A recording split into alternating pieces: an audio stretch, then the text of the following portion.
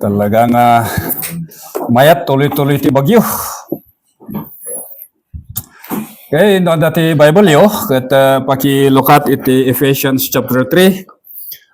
Ephesians chapter 3 verses 12 and 13 sa ating verse by verse study. Ayan, dito na po tayo sa verses 12 and 13 ng Ephesians chapter 3. So, aking babasahin. In whom we have boldness and confident access through faith in Him. Therefore, I ask you not to lose heart at my tribulation on your behalf, for they are your glory. Niya po Diyos mang bendisyon iti sa una. So, sa chapter 3, ay dito natin nakita kung paano ang Diyos ay ginamit na si Pablo bilang isang kasangkapan. Parang parang yung term na kasangkapan, para bang hindi, yung term sa atin ngayon is para bang bully o parang walang basta. Kasi in the Old Testament times or in the New Testament times, ang isang alipin noon ay isa lang kasangkapan. An instrument or a tool. Hindi po siya tao. So, parang yun. Sabi ni Pablo, I am made a minister. I am made a minister. Ginawa akong isang kasangkapan, isang instrumento para maibahagi itong gospel sa inyong mga Gentiles. So, kung titignan natin, makita natin from verse 1, sabi doon, I, Paul, the prisoner of Christ Jesus for your sake. So, makita natin, sino ba si Pablo? Prisoner. Sa verse 2, nakita natin doon na yung stewardship of God's grace ay nabigay sa kanya. Pero hindi para sa kanya. Para sa mga hintil. Yan ang buhay ng isang Kristiyano. Yung buhay mo hindi para sa iyo, para sa iba. Nabubuhay ako hindi para sa aking sarili, kundi para sa ibang tao. Sa verse 3, nakita din natin dito, sabi doon, that by revelation there was made known to me. So, may binigay ng Diyos sa kanya na ito, the mystery of Christ. At sabi niya, kung binasa niyo ito, you can understand this mystery. So, nabigay sa kanya. Hindi nabigay sa iba. Although we cannot say na si Pablo lang ang nabigyan ng the authority for the proclamation of the gospel. Kasi kung titingnan natin sa mga susunod na verses, sabi doon, the mystery of Christ ay nabigay din sa ibang apostles at saka sa mga propeta by means of the Holy Spirit. However, si Pablo dito ang siyang nagamit. So sa verse 7, nagamit siya or na ginawa ng Diyos siya na isang minister, isang kasangkapan para ang mensahe na ito, the mystery of Christ, ay maiparating po sa mga hintil na tulad natin. So, naiparating sa mga hintil. Sabi niya, to me, the very least of all the saints. Isa itong favorite ko na phrase ni Apostle Paul. The very least of all the saints. Kasi, sa panahon natin ngayon, medyo meron na yung payabangan na mas malaki ang church ko, mas malaki ang pondo namin, mas mataas ang pinag-aralan ko. Pero si Pablo sabi niya, the very least of all the saints. Pero kung titingnan natin, sino ba si Pablo? So, alam natin si Pablo, a Hebrew of the Hebrews, Pharisee of the Pharisees. Ang kanyang kayamanan, bago siya naging Kristiyano ay sobra-sobra.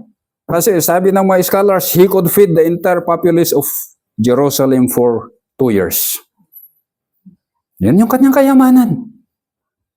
Pero sabi niya, the very least of all the saints. My goodness. attorney because he's a Pharisee of the Pharisees, a member of the Sanhedrin.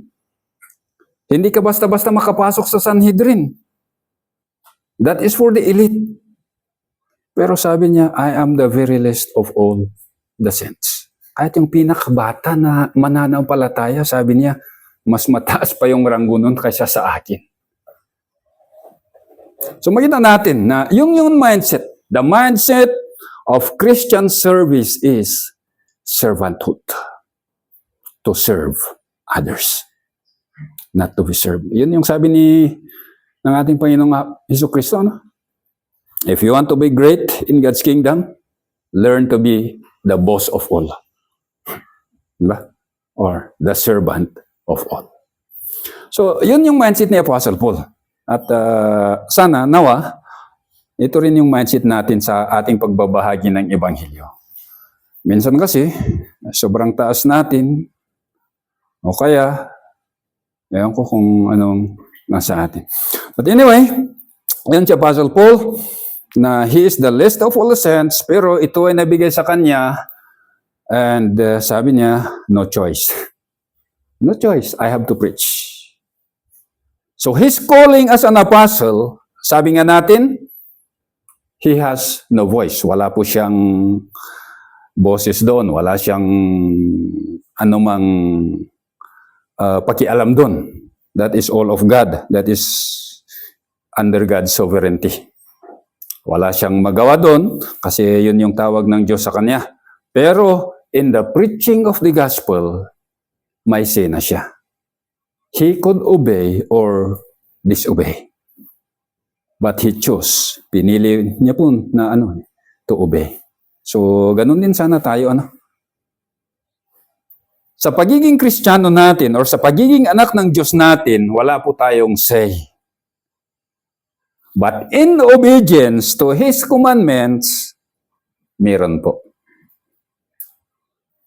Kaya nawa, yun yung makita natin. Kaya sa napag-aralan natin kanina, kung titignan natin yung obey doon at saka yung mga ibang verb pertaining to our activities na bilang isang mananampalataya, kadalasan nun nasa present tense.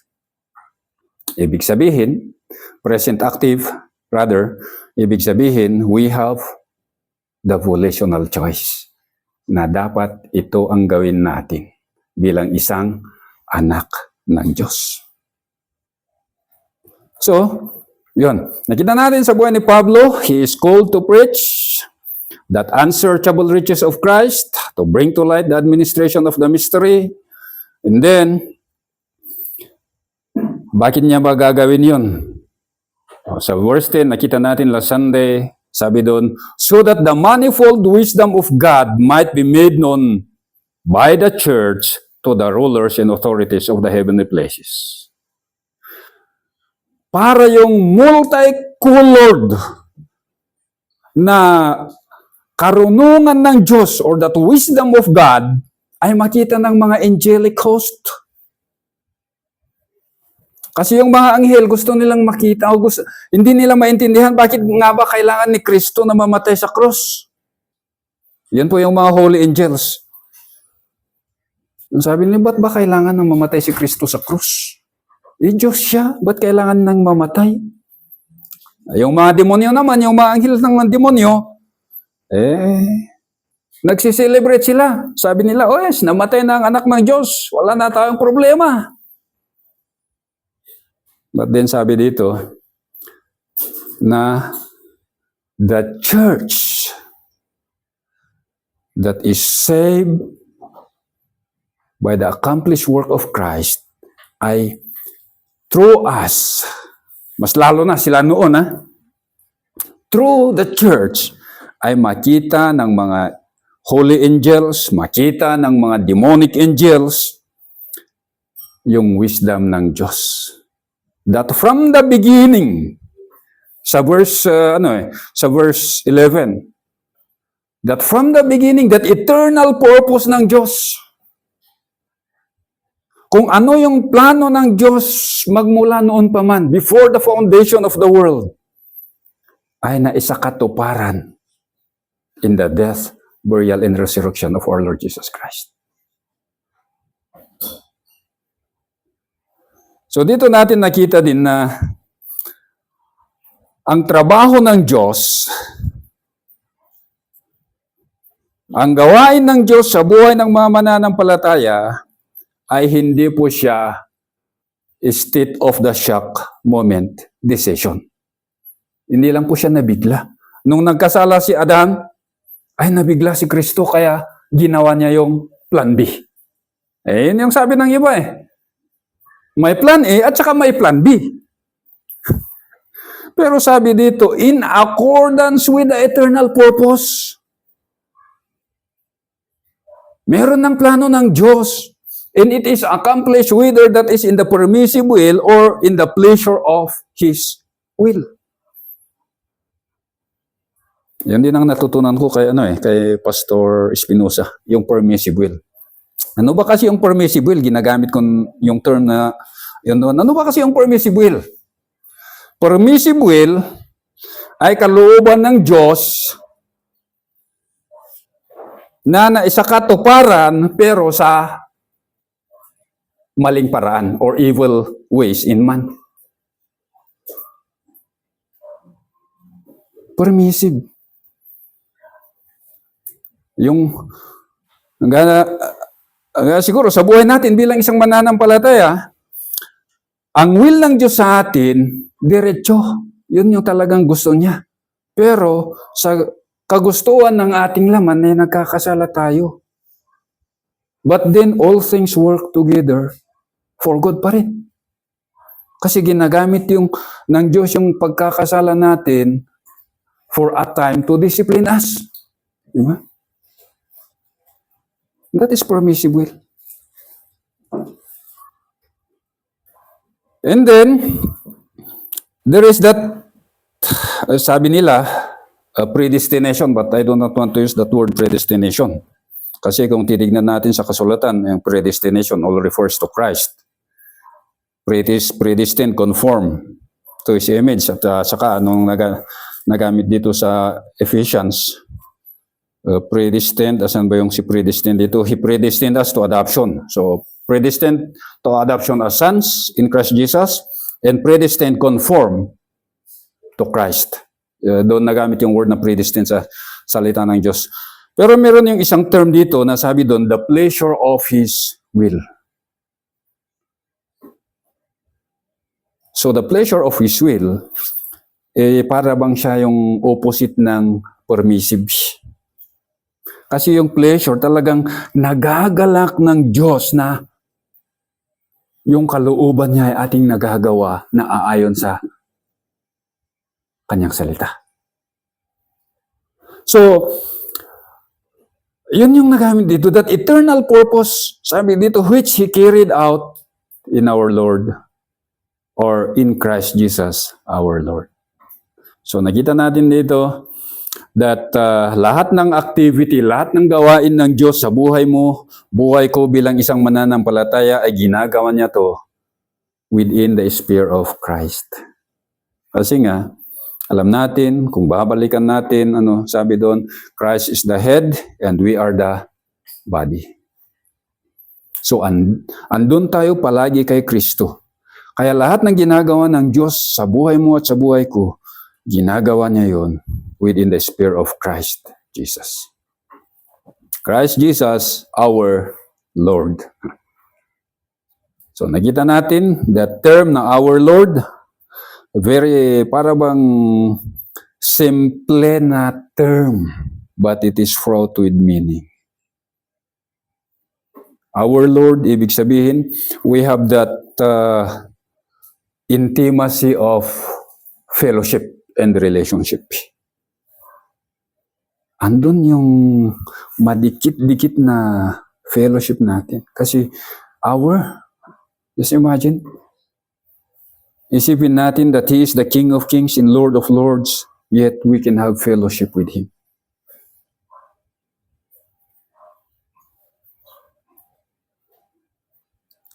Sabi dito, in whom we have boldness and confident access through faith in Him. Verse 12. In whom. So yung word na in whom, babalik ulit sa verse 11. patungkol po sa ating Panginoong Hesukristo. So sa Kanya, kay Kristo, sabi dito, we continually have or we continually possess. Yung word kasi dito is echo eh. We have is echo. Ibig sabihin, talagang may pinanghahawakan tayo. We continually have. Hindi lang po, it is a one moment presentation or one moment audience. Hindi po ganun sa atin. Ha? So, ang titignan natin, we have is present active indicative. It is a reality. Ito yung katotohanan na sa buhay ng isang mananampalataya, we continually possess this continuous privilege of having a 24 audience with the Father. 24/7 audience with the Father. Kahit anong oras ka pumunta sa Ama, andun siya. Handa kang pakinggan. Handa kang kanlungin.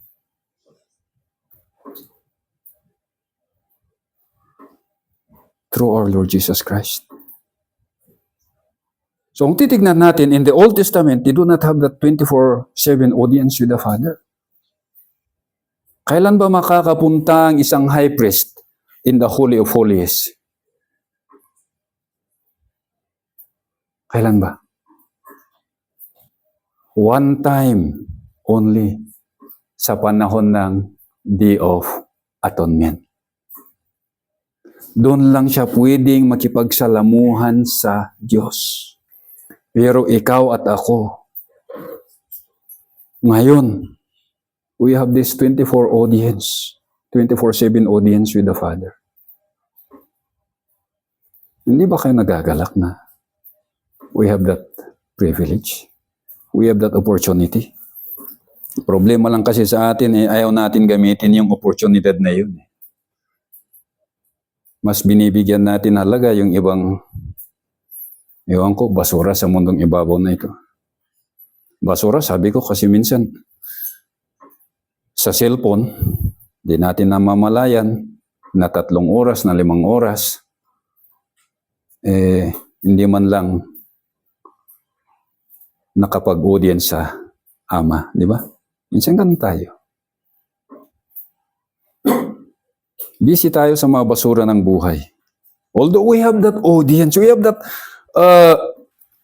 sabi dito, boldness and confident access.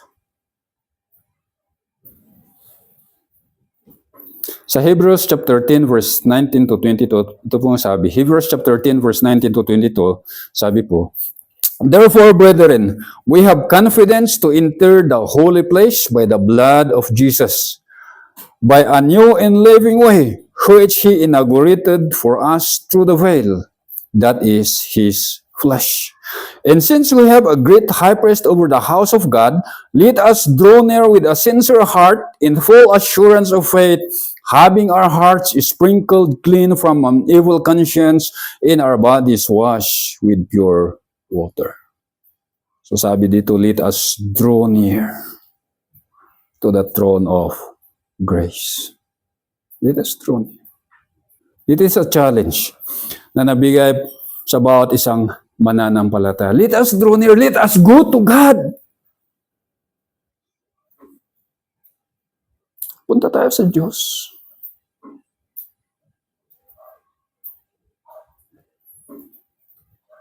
So, ang tinignan natin, yung susunod dito is boldness. Sabi niya, boldness and confident access. Na bakit kaya sinabi dito na mayroon tayong patuloy na, ewan ko kasi kung tatagulugin natin ang boldness, katapangan. Katapangan at matibay na pananiwala patungo sa Ama. So, boldness. Bakit boldness ang nagamit dito? Bakit katapangan? Kailangan ba matapang ka na pupunta? Maalala niyo si publican? Nung siya ay nanalangin sa Luke chapter 18 verse 10 to 14. Minsan, ang isang mananampalataya who is so conscious na yung palagi nating iniisip ay yung kasalanan natin sa nakaraan. Alam niyo po yung effect nun? Guilt. At hindi na po tayo makadulog sa luklukan ng Diyos. Mas lalo na pag may guilty feeling ka, sabi mo, parehas mo't lang di kalmat, parehas mo't lang tata. Awan nagdumaan na. Usto kit din. So minsan ganun tayo. Kaya sabi dito, we have this boldness. Boldness in confident access. Na pinapakita dito in approaching the throne of God, sa ating pagpunta sa trono ng Diyos, ay kailangan pupunta tayo doon na walang pangamba at walang kaduwagan. Kasi, kung yun yung attitude natin, yun yung ugali natin na pupunta doon, parang sinasabi natin na walang silbi yung ginawa ni Kristo. That is a blatant diminishing of the finished work of our Lord Jesus Christ. Kaya sabi dito, in whom we have boldness. Boldness is the word Parisian or Parisha. Na talagang sinasabi na, you can go and speak your hearts out to Him. Huwag kang mahiya, huwag kang matakot. Just go to God and express kung ano man yung nasa puso natin. Dalhin mo sa Kanya yung inyong lungkot, dalhin mo sa Kanya yung ating pangamba. Just bring out all to God. Yan yung ibig sabihin ng boldness. You have the freedom of speech. Kaya kung gusto mong mag-privilege speech, punta ka dun. You are 24/7 entertained. Kaya kung gusto mong magmarites, punta ka dun. Marami po tayong matututunan dun. So we have this confident boldness, or we have this boldness in confident access. Confident access, yung word na confident ay nanggaling siya sa word na paito. Ibig sabihin, to be fully persuaded. Fully persuaded, talagang matibay na paniniwala. Yung word na access is daan. Confident access, matibay na paniniwala na may daan tayo patungo sa Diyos. That is Jesus Christ, who said, I am the way, the truth, and the life. No man can go to the Father but by me. We have that confident access in Christ Jesus. That we can go to God na kaya nating pumunta sa paanan ng Diyos and we can have this intimate face-to-face audience with Him. Bagamat hindi po natin siya makita, baka mamaya punta kayo sa bahay ninyo, you will go and pray. Sabi niyo, sabi ni Pastor, we can have an intimate face-to-face communion with God. Baka hahanapin niyo yung mukha niya. Mahirap po yun. Baka ibang mukha ang makita niyo. But then, dito pinapakita that we can have that access, confident access, because of our Lord Jesus Christ. Actually, the word access was only used 3 times sa New Testament. Sa Romans 5:2, sabi doon, by whom we have access by deep faith into this grace wherein we stand and rejoice in the hope of the glory of God. We have access. Saan? To the throne of grace. Ephesians 2:18, for through Him we both have access by one Spirit unto the Father. Access. We have access. Who says, I am the way, the truth, and the life. Yan po yung daanan natin patungo sa Ama. So, ang titignan natin, sabi ni Pablo, we continually have this boldness and confident access. 24/7. Open po yung linya. Open po yung linya 24/7. So, ang titignan natin that we have this confident boldness, we have this boldness and confident access ay pinapakita dito yung continuous in unhindered fellowship and communion with God, the Father. So, yun po yung buhay natin bilang isang mananampalataya. And mind nyo, ang meron lang po nito ay yung bagong pagkatao. Wala po yung old man. Si old man, ang gawain po ni old man ay para yung mga Fariseo. Manalangin nga siya, pero anong yung sinasabi niya? Ay, nagpapasalamat ako, Diyos, kasi hindi ko gaya yung tao na iyon. That is the old man. O kaya, gaya ni Adam.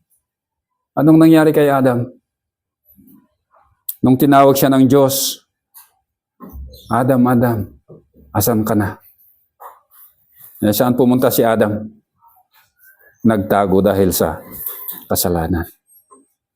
So the old man is always guilty, or otherwise, he is always presumptuous in approaching the throne. But the new creation have the boldness and confident access. So sabi dito, through faith in Him. So through faith in Him, ito ay genitive, a genitive of possession.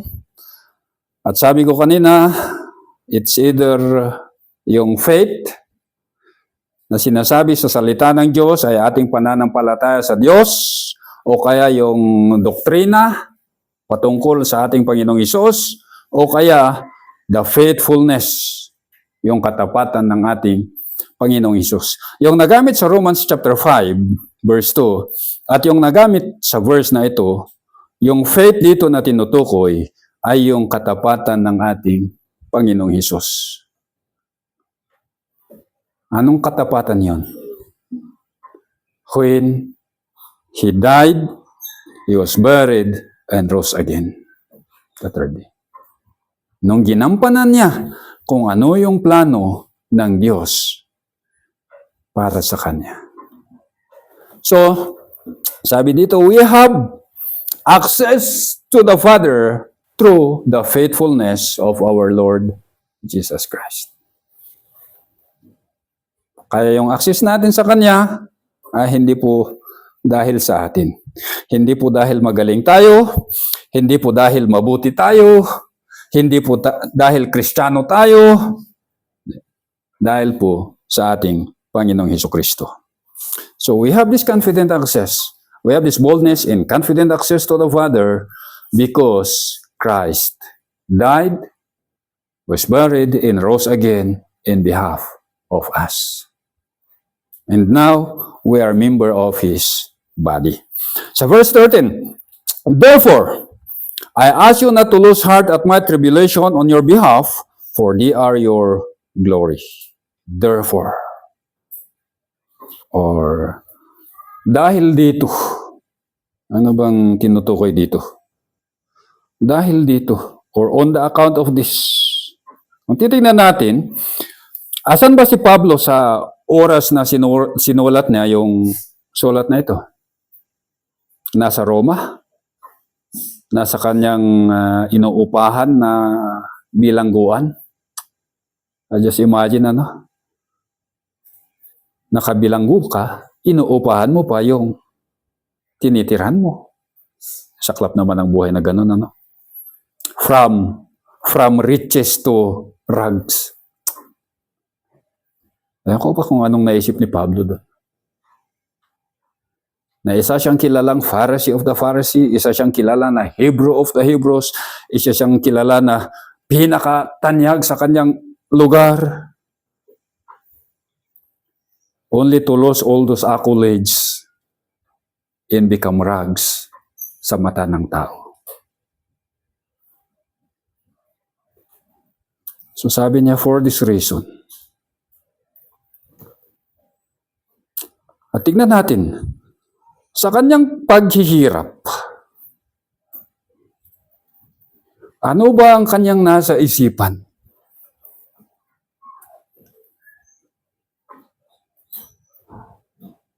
So sa kapanahonan ng paghihirap ni Apostle Paul, ang kanyang iniisip ay hindi yung sa kanyang sariling kapakanan.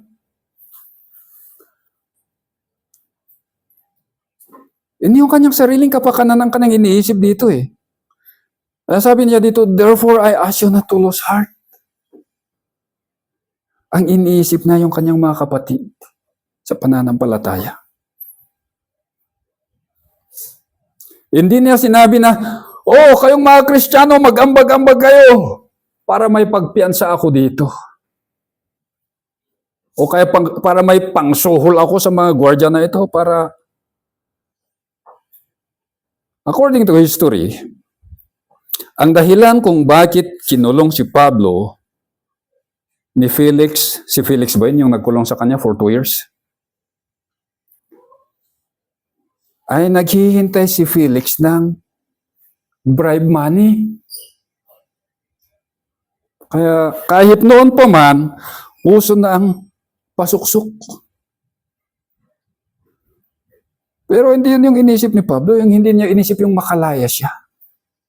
Ang iniisip niya yung kapakanan ng mga Kristiyano. Kaya sabi niya sa kanyang panalangin, I ask you not to lose heart at my tribulation. So kung titingnan natin yung word na I ask, siya yung Greek word na aitio. Aitio, ibig sabihin, it is the urgent request. It is an urgent request asking from the lesser to the greater. So dito, yung I ask you ay pinapakita dito na si Pablo nananalangin sa Diyos. He is not praying that these Christians would be, anong sabi dito? Yung word doon, I ask you not to lose heart. Na hindi sila madismaya. In reality, sinasabi dito yung word na I ask, ay he is continually praying to God. Patuloy siyang nananalangin sa Diyos na nawa sa biyaya at awa ng Diyos na yung mga Kristiyano sa Efeso, pag nakita nila yung kalagayan ni Pablo, ay hindi po sila madismaya. So think about that. Yun po yung prayer niya. I ask you not to lose heart. So ibig sabihin nun, he is continually praying to God. Actually, this is a present middle eh. Present middle, ibig sabihin, present tense, continuous middle voice. Ito po ay voluntary, intentional. At saka urgent prayer. So nakita siguro ni Pablo, kasi yung word na lost heart ay kakos. Kakos siya, ibig sabihin evil or bad, o kaya weak, mahina na. At saka nadagdag pa si intensifier na ik, kaya yung word na ito is ikakeo, ibig sabihin completely evil or completely weak in condition. So makita natin yung kalagayan ng mga Ephesian Christians, na nung nakita nila yung katayuan ni Apostle Paul doon sa bilangguan, nung narinig nila yung balita, they are slowly being discouraged. Nanghihina na sila. Nanghihina na. Ano ginawa ni Pablo? Si Pablo dumulog sa Diyos. Dumulog sa Diyos. Actually, the intensity of the word describes na Talagang mabigat yung puso ni Pablo na dumulong sa Diyos, praying that God will spare these people. Yun po sana yung puso ng isang mananampalataya, looking at fellow Christians na nanghihina na. Do not go and talk with other Christians about him or her. Go to God instead. Punta tayo sa Diyos. Yun po yung ginawa ni Pablo. Nung nakita niya na itong mga Kristiyano dito ay nanghihina na dahil sa kanyang kalagayan, wala siyang ibang pinuntahan sa Diyos. Dumulog siya sa Diyos. Kaya, I ask you not to lose heart.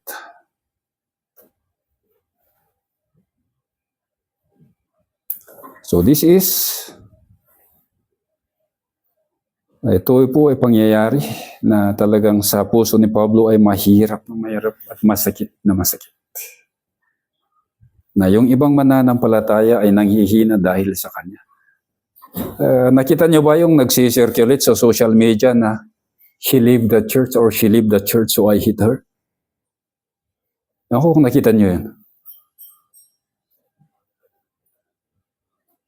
Hindi ko siya binigyan ng pansin kasi sabi ko, ito na naman ay AI generated. Pero nung binasa ko, kasi may nagtanong, nakita ko dun na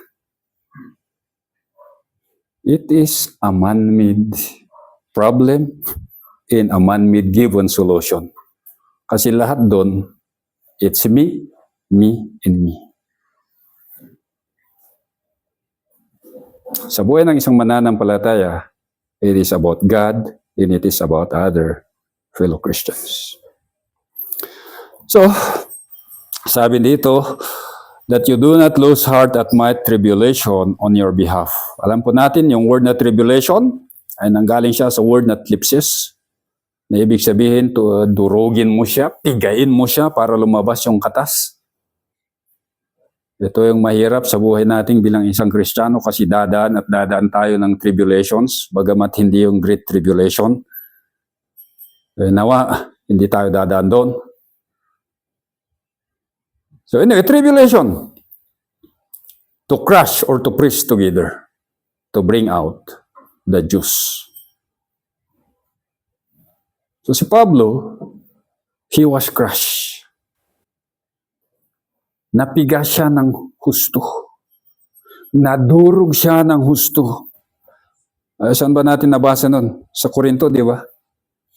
Shipwreck, stoned, beaten, in the sea, hunger, whatsoever. Talagang nadurog siya.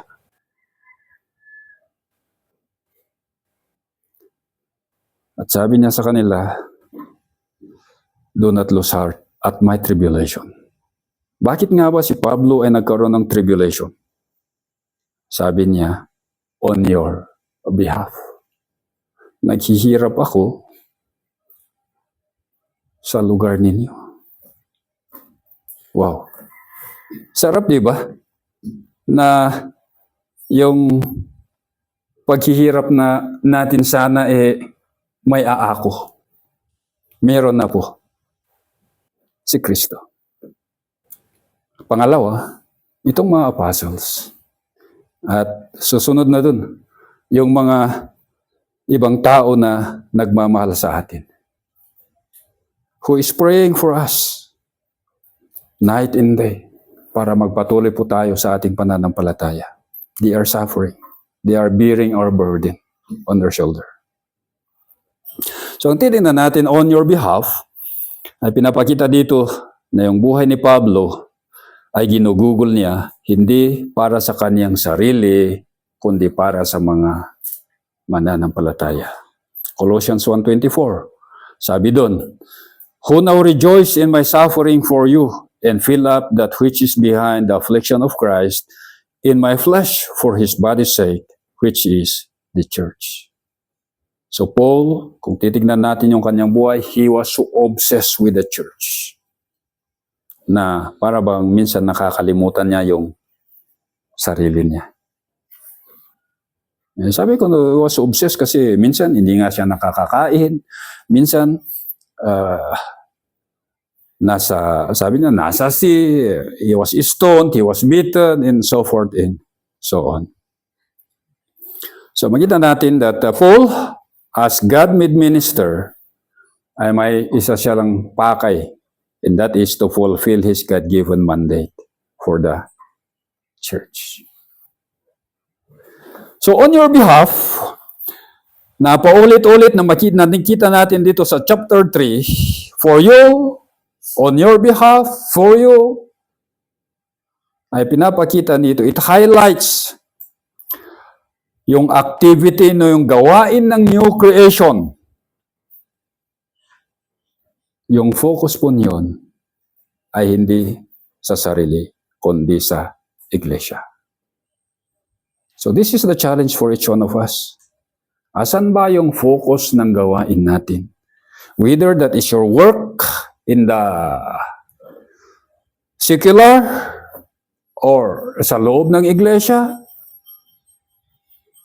nawa ay hindi po mawala na ginagawa natin na yun for the glory of God and for the church. Kasi yun yung nakita natin kay Pablo. Kasi nga, sabi dito, for they are your glory. Or sa isang translation, sabi doon, which is your glory. Ano ba kasi ang glory? Si Gloria. Yung kapitbahay natin.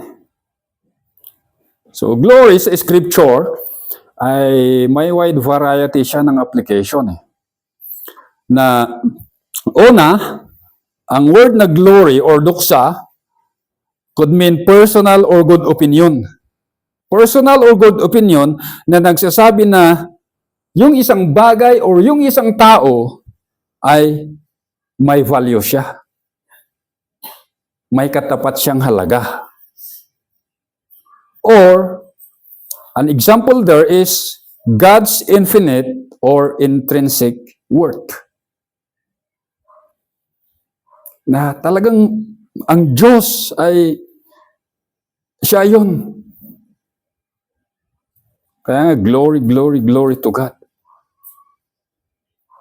It's a good opinion na nagsasabi na God deserves all the glory because He is worth it. Pangalawa, the meaning ng glory is preeminence or excellence. Na ito ay nakikita regarding the royal estate or greatness of cities, greatness of land, or kayamanan, ano man ang andon that describe excellence. And then, pangatlo, glory sometimes mean majesty. Majesty that belongs to God and to Christ alone. Sa preeminence, kung talagang may pera ka, kasali ka dito. Kung mataas ang iyong pinag-aralan, kasali ka dito. Pero in the majesty that only belongs to God and to Christ. And then, susunod is the most exalted state. The most exalted state. Or the most glorious condition. Nasabi dito, of that condition with God the Father in heaven, to which Christ was raised after He had achieved His work on earth, and the glorious condition of blessedness into which it is appointed and promised that the true Christian shall enter after their Savior's return from heaven. So, dito, anong glory ito? So, this glory, kung titignan natin, goes back sa tribulation. Anong sabi ng mga marine? No pain, no glory. Marine ba yun? Ewan ko. Basta. So, magkikita natin na sometimes glory, yung value nito, yung kahalagaan nito, ay makikita lang natin after a lot of tribulation. Sabi ni Pastor Art, a battle that is won in a snap, there is no glory. But the battle of Iwo Jima, the battle of Corregidor, that brings glory to the soldiers. Na makikita natin dito that sabi dito, huge is your glory, this tribulation, this suffering. It brings glory. Yung glory dito na sinasabi dito, actually, in my opinion, ay nasa definition number 1 at saka definition number 4. Na glory in the context, kung titignan natin, ay yung personal or good opinion that gives the true value for the Christian after suffering for Christ and for the church. Makikita yung value mo na bilang isang mananampalataya after all those sufferings. Ano ba yung mga sufferings na ito? Hindi nung nabunutan ka ng ngipin. Hindi nung nagkasakit ka.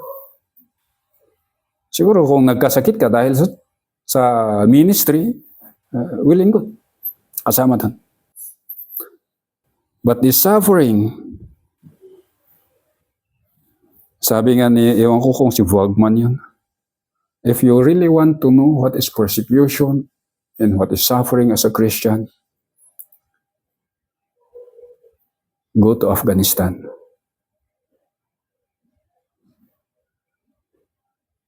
Go to the Muslim countries. Go to India. Doon mo talaga malalaman yung suffering ng isang Christian. Kaya mapalad tayo because we do not experience what they are experiencing. Pero mind you, the glory after those kinds of sufferings for Christ and for the church is greater than the glory that we will receive as Christians here. Nevertheless, we rejoice with them. Kaya mapalad tayo.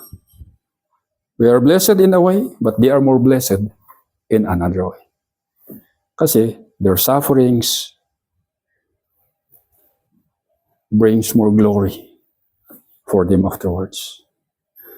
Kaya sabi sa Romans chapter 8 verse 17, sabi dito, and if children, then heirs, heirs of God, and joint heirs with Christ. If so, be that we suffer with Him, that we may be also glorified together. So alam po ni Pablo